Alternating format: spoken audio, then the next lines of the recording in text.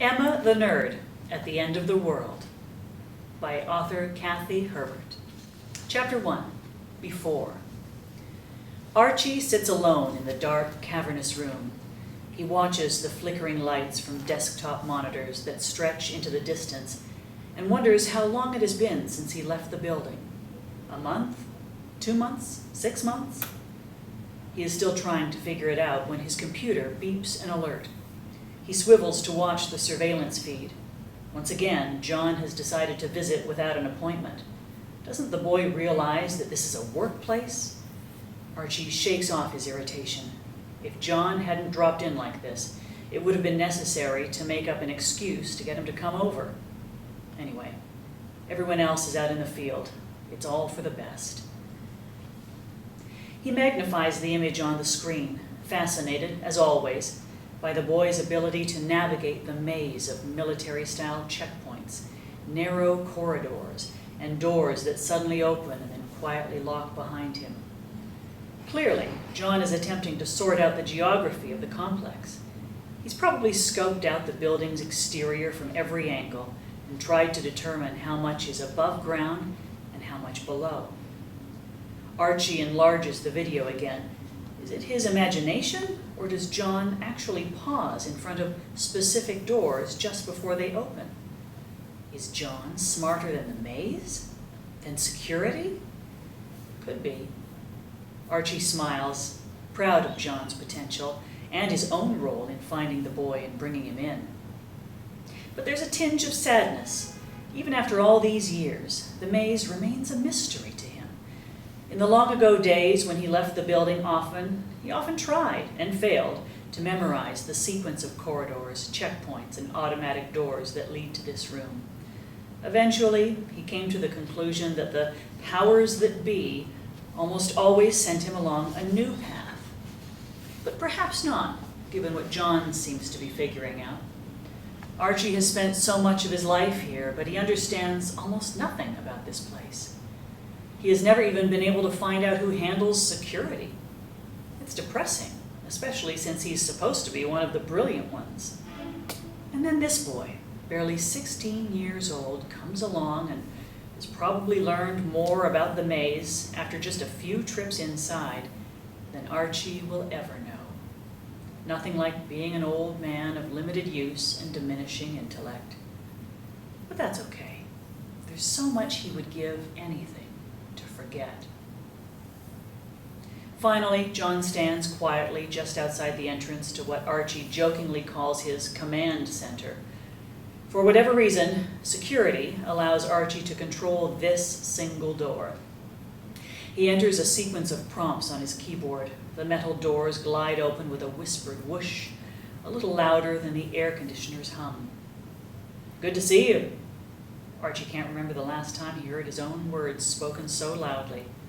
His voice is scratchy from disuse. He asks himself again, when did he last leave the building? John stares in the direction of the sound, trying to figure out where the old man might be sitting today. When they first met, one of Archie's rules was that John had to call him Archie, even though John is pretty sure that's not his name. Over here, follow the light. Archie waves his hand in front of his computer screen. But for now, John waits. It'll take a few more minutes for his eyes to adjust to the darkness. He knows from experience how easy it is to slam into an invisible desk or trip over bundles of wires hidden in the shadows. Finally, eyes acclimated, he threads his way to Archie. His footsteps echo on the concrete floor. Been a while. Archie makes one last move with the mouse before turning toward John, who assumes that Archie has been closing programs and changing browsers since long before he entered the room. Archie doesn't look good. His face, bile yellow in the up-close computer light, is so puffy that he might as well be embalmed. His greasy gray hair is stuck to his scalp. He smells stale, clammy, of night sweats, rot. Does he ever shower? What can I do for you? But Archie is thinking, thank God the boy looks healthy, although as thin and pale as always. I just wanted to ask about the internship. Oh, no interns this year, but I can bring you on full time. Great. For the summer? We could use you now. I have school. I don't get out till June 20th. I have exams after that. Archie looks blank and non-committal. John starts to panic. But I can probably rearrange things. All my courses are honors and AP. Oh God, no, please give me a summer job. Am I babbling? Jesus, I hope not. I need this so badly. God, if I end up like my parents. Oh, don't sound desperate. Stay calm. Deep breaths. Archie breaks the silence, his face expressionless. What's AP? What is going on with Archie today? Advanced placement. I need this job, please. Okay, just start when you can. Archie tries to sound pleasant and supportive, but he's annoyed that the boy is so fixated on school, as if any of this matters anymore. Oh shit, now he gets it. He has his dates mixed up. Everything that he's thinking about hasn't happened yet. John is still living in the old world. In a way, it's touching that he cares so much about school, even though he's such a misfit. But it's also sad that this boy, so brilliant, wants nothing more than to fit in, be average, and save money for a college education that will, very soon, be useless. How can he not sense the coming change, feel something in the wind? Archie wonders how many people know what's going to happen. 30? Fewer? Keep it a secret. Don't let it slip. Be careful. Follow the rules. Stay in the building. So, June 21 for the summer? What is wrong with Archie? Why can't he just say, yes, we'll hire you for the summer? God, what if he forgets? What if something changes? What if there's no job in 3 months? It'll be fine. Archie realizes his voice is flat and non-committal. John is about to cry. We'll work it out, Archie has to reassure the boy. But it's hard for him to do so, under the circumstances. Okay, try something, anything. Be the friendly mentor. Sound casual. Flatter the boy. Yes, that would work. You know, you're one of the smartest kids I've ever met, and we want you working with us. We need you. We'll make it work. Oh, I have a project for you. Archie tries to make this sound like an afterthought and rummages for something on the floor, which turns out to be a tattered plastic shopping bag from Walmart. He hands it to John so carefully that it might as well contain a religious relic. John peers inside. It's full of candy bars. Is this a joke? A test? With Archie, it's impossible to tell. We're testing these snacks. I know it sounds weird, a top-secret research program about snacks, but it's a whim of the director. He has diverse interests. John places the candy bar near the computer screen so he can see the bright red wrapper more clearly. Crazy logo, a circle with all these curved spikes like razor wire. What's with the pair of wings in the center? If the blood red spikes say, keep out, the pale blue wings look like something you'd see on a lift up your spirits and get with God Facebook post. He turns the wrapper over. No words anywhere. What's it called? The logo is weird. You're missing a few little things like a name and a list of ingredients. It's new. Doesn't have a name yet. Yeah, I don't know what to say about the designer. Not my department. He tries to make his voice light and playful. Do an informal survey. Eat one a day. Hand them out to your friends. Ask them what they think. When you come back, give me a report. Oh, crap. This is so stupid. The boy will never believe any of this. I don't have any friends. Archie feels a pang. John really wants to believe all this nonsense. Must keep trying. You will soon, trust me. Please let this be over. Will more flattery put an end to the boy's questions? You're very smart. People will see that. When you're smart, people want to be your friends. It hasn't worked so far. It will, soon. Really. Get the conversation back to science. That'll keep John's attention. This study is really important to the director. John looks interested. When you meet him, he'll ask you about how you conducted this study. Is there a form they should fill out? A set of questions I should ask? Oh God, this is painful. But Archie can't turn back now. No, it's not very scientific, just top line, subjective data. But don't be sloppy. One a day. You and your friends. Your new friends. Okay. Archie generally looks forward to visiting with the boy, but today he just wants him to leave. If talking is hard after weeks of silence, it's harder to lie. But he has to give John a warning. Don't make a big deal of this, but don't let it seem inconsequential. Make sure he understands the importance. Oh, one thing. We've gotten wind of some unusual occurrences. If anything strange happens. Archie tries to sound casual and knows he's failing miserably. At school, around town. Come and see me. Don't wait. Get over here. We want to look out for you. You're special. What kind of things? John is too interested. I can't really talk about it. What, aliens? No, definitely not. Just anything that seems abnormal. It's another experiment. Okay, change the subject. Focus on the summer job.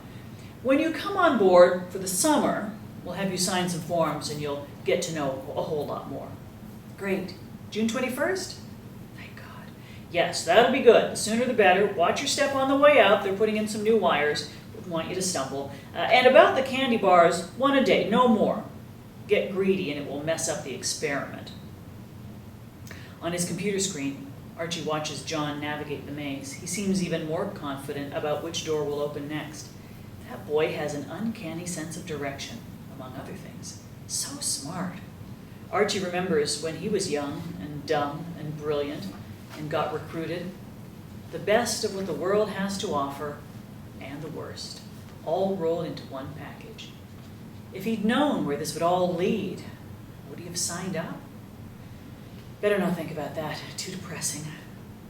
A voice, somewhere between human and machine, asks, "Did he take them?" Yes, if you'd let me turn on the lights, you would have seen. You could have turned up the volume and figured it out for yourself. Will he eat them? Yes, he wants to be part of science. Will he pass them out? I'm sure he'll do everything, pass them out, get his friends to eat one a day, and treat it like an experiment. We should have prepared better in that respect. Yes, but there wasn't time. We have to make do. I believe he'll turn out to be one of the best. No, he'll be the best. He's brilliant, and other things. When does everything start? Soon. Very soon. Archie turns back to his screen and closes the Google browser. The screensaver is the large red geometric insignia. Archie's eyes focus on the wings, pale blue against the harsh scarlet. Any other time, I would pray for the future of the world, he whispers. What did you say? Nothing. Emma fidgets. It's going to take forever to get through the cafeteria line. What's the holdup? Courtney, of course. She's on the hunt for the perfect leaf of lettuce for her salad. No matter that everyone else has to stand around and wait. It's just how she does things, refusing to settle until she gets the best there is. Annoying. Lettuce, schmettuce. It's all tasteless iceberg that's been sitting in the refrigerator for too long. Still, this insistence on having the best is also probably why she has Eric, who Emma is certain is the most beautiful guy ever. Oh, just get on with it. Pick out your damn food and stop holding up the line. Yeah, right. Courtney also has to be the center of attention. This is probably just one more way to get it done. Note to self. I will not participate in the glorification of the golden one. I will not notice her. I will not even glance in her direction. So Emma the nerd, as she silently calls herself, searches for something, anything, to look at other than Courtney. She finally settles on her shoes, which are not at all interesting, but better than watching Miss Perfect. Oh great, her socks don't match. Typical. At least they're both gray. It could be worse. She catches a movement out of the corner of her eye. Oh shit, it is worse. Horrible. As bad as the bright green party dress that her mother keeps trying on, the one that makes her look like a Christmas ornament wearing too much makeup. Aaron Bender slouches in her direction with that smirk that always lets her know he's up to something. The beef-fed moron's favorite hobby seems to be pointing out her many flaws to anyone within earshot. He's trying not to look at her, but she can almost see the wheels in his pea-sized brain turning slowly. He cuts into the lunch line behind her. He does that kind of thing, forcing his immense body wherever he wants. He smells like bacon and gym shoes. Who's watching? No one. He usually pulls his crap when he has an audience. Maybe she'll make it to the cash register in peace. If only they would hurry up. Courtney the perfect just stands there giggling with Judy the gorgeous. Why does everything about them seem as slow motion as a hair color commercial? They're so fake. They just have to be, or there's no justice in the world. None at all. It is so not fair that they are that beautiful. John, Emma's partner in biology class and an even bigger misfit than she is, must have given up on lunch, although he still waits in line. He examines a snack bar with a strange logo, gently picking at the bright red wrapper with his long, ghoulish fingers. At least he's not next to her and trying to talk to her. She's convinced that if he wasn't so shy, he'd ask her out. That would be the worst. Eric the Beautiful comes through the cafeteria door. Swoon. Aaron looks around like he's waiting for something. Okay, she gets it. The rest of the football team is settling into their seats. They're so full of themselves with all their in-jokes and comments, so at ease in their world. Aaron has been waiting for them. Give him another second and he'll let fly with some kind of loud, snarky insult, and no one will stand up for her. No one ever does. Come on, Courtney, get your food and get done. Every second you stand there gets me one step closer to total humiliation. Emma wonders, does Aaron have the brain power to come up with these little gems on his own, or does someone feed him his lines? She clenches her fist and tries to think of comebacks for anything he might throw her way. As usual, her mind goes blank. She'll probably collapse into a blob of sputtering, trembling goo. All the clever words she has practiced have already evaporated. She tries to call them back, but her mind is already turning, as it has so many times before, into an empty tunnel. She is certain that in all things she is the equivalent of a cockroach. All she will be able to do is stare at her shoes and mismatched socks until her lips quiver and the tears come on. He'll smirk. She'll run, a total loser. His glee-filled guffaws will fill the air behind her. Maybe today will be different. Not likely. She tries to pretend he isn't there. Sometimes he does go away. Perhaps she just imagines that every time he's nearby, he's out to get her. He leans over and mumbles, "Hey, I want to ask you something," in a stage whisper that you can hear across the cafeteria, and with a weaselly smirk he asks, "You always shop on bargain day at Goodwill?" She stares at him. He is not only stupid, but incredibly ugly. His tiny rodent eyes so pleased with this insult. His belly shakes like waves of jello as he tries to keep his laughter from escaping his thick, flaccid lips. This particular insult gets her where it hurts. Her clothes are all hand-me-downs, often from strangers. She lives in fear that she'll show up for school in something new and find it was donated by one of her classmates to some church bazaar. Who knows where her mom gets some of this stuff? And yes, Mom does shop at Goodwill on fill up your bag for $5 days. But none of that matters because today is different. It's as if someone hit a switch and turned on all the lights.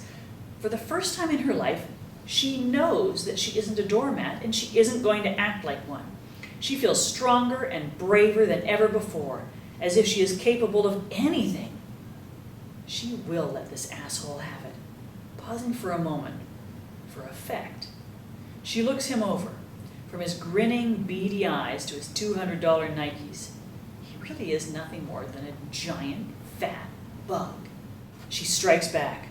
For the first time, the words are right where they're needed to be, and they come out clear and loud as a referee's call in a championship wrestling match. "Do you even know where your clothes come from? Bet your mama does all your shopping because you're too stupid to count change. My dog's shit is smarter than you are." Whoa, did she just say that? Scream it out full volume in front of everyone? She feels so unbelievably strong. "Come at me, I'll beat you bloody." Aaron's eyes go wide and he takes a step back, almost slamming into the kid behind him, as if she'd just punched him in the face. Mrs. Pritchett, halfway through the kitchen's doors, was in the process of bringing in a new batch of mashed potatoes. She stops and stands stone still, eyes fixed on Emma. She doesn't seem to notice that she's dropped the potatoes. The clanging of the metal food bin as it hits the floor echoes through the silence.